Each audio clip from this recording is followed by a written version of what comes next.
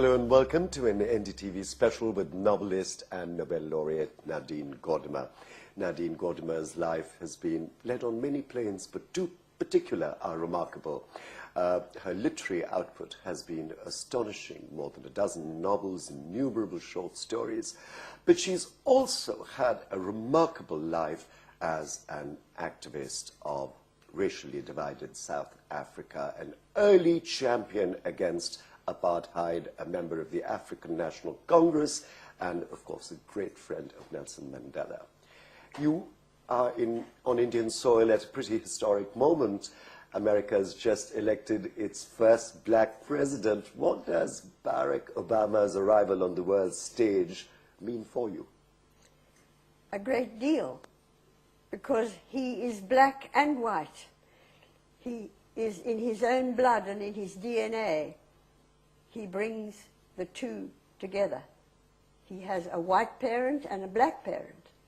So it's symbolic, but at the same time, I think it goes further than that, because I'm sure that it influences him in his values, one can see that, and that this will then pass out into the government and administration, and I hope to the American people. A harbinger of change. Do you see him as making decisive breaks with the previous administration of George W. Bush? His very existence is a decisive break, and the fact that indeed he won the candidature was a break within the Democratic Party. And I keep thinking progress. When I was much younger, the Americans said, we can never have a Catholic president in Protestant America. And then we had Kennedy. And now all these years later, a black, well, as I say, he is not black, he's black-white, which is even better. Black and white. That's been the subject of scrutiny, both in your writing and your social and political activism throughout your life, Nadine Gordimer.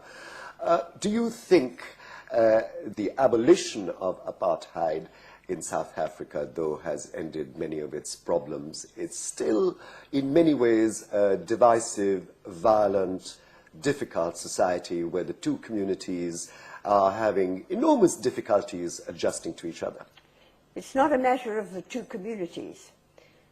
It's amazing, the progress there, because it had already, there was a big dent in the total opposition, and that was that in the Congress Alliance, which was the African National Congress, which was completely black and then became, indeed, had white members, the Indian Congress, South African Indians, the small Communist Party, so that there were these strong links in the freedom movement that brought about the change, led by a man like Mandela, who had no racial feelings of that kind at all, and others like Oliver Tambo. And we had, I should say, through the freedom movement, already a meeting of the so-called irreconcilables of the apartheid time. What we have now is something we never thought of, because our eyes were on getting rid of the enemy, which we did, and without a terrible civil war. People say a miracle.